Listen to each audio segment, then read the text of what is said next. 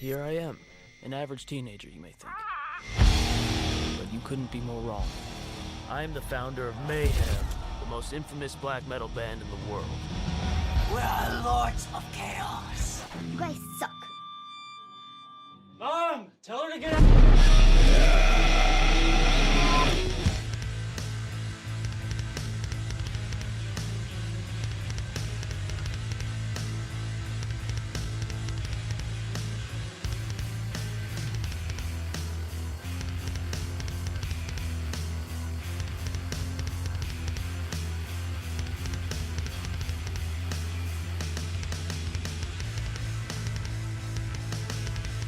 I think there's a few different sides to him. And there's definitely a side to him that we've seen in documentaries and read about it in books. And I think what makes this movie a little different was that we were trying to go a little deeper and humanize him and remind everybody that he was very young and that he came from a pretty good, decent family, and he didn't really have an excuse for all the shit he did. But at the same time, he's got kind of like a bad reputation, and he was kind of like a rough guy, you know. So we tried to put that all into this character. It's funny that these like metal legends were kids. You know, he was 25 when he was killed, so you know he never really got to be a man. And yeah, I mean, there's a lot of crazy things that he said, but I would like to think that he was sort of measured in what he was doing, and you know, was a good promoter. I really think more it's kind of like, we were just talking about it at lunch, you know, I kind of saw like Varg, it's like a love story, like he's in love with Euronymous and he's a scorned ex-lover at the end, you know. I'm sure you would love to hear that. Well, I don't know, man.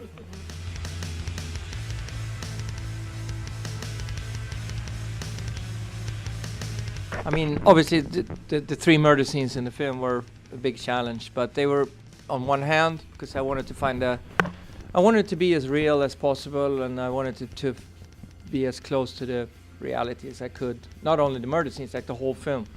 The good thing with these scenes were that they were very well documented in the police reports, so I could actually go in there and actually see what happened.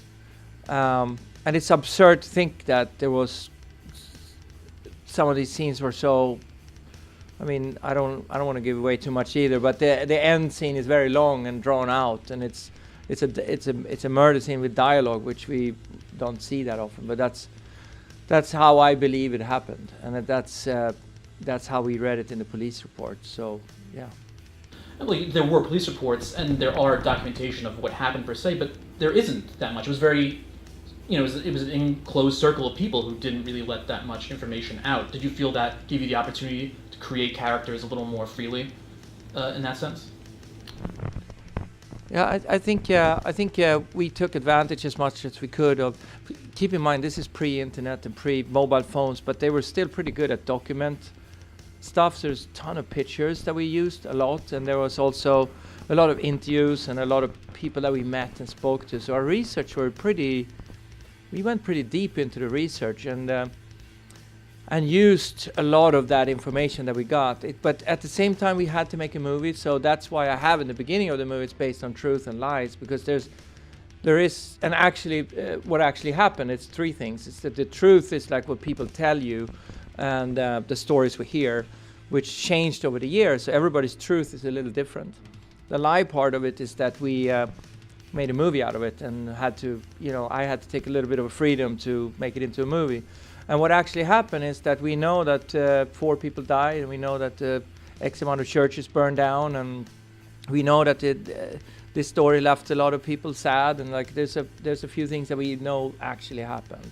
Jonas sort of worked as a consultant as well. You know, he sort of knew some of these fellas back then, and you know, he was quick to check us. I remember there was one scene I said, I just threw in the line, no offense, and he was like, don't say no offense. All you do is offend. That's why you're here. And I was like, oh, so it was very like, it was nice to have that consultant.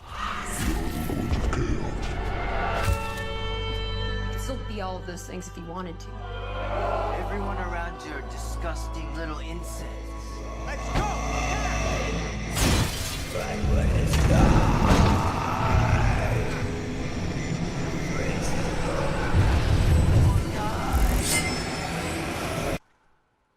Do it. What? Pull the trigger! Hi, Pelle, it's Dad. We're going to the summer house and we would love it if you come.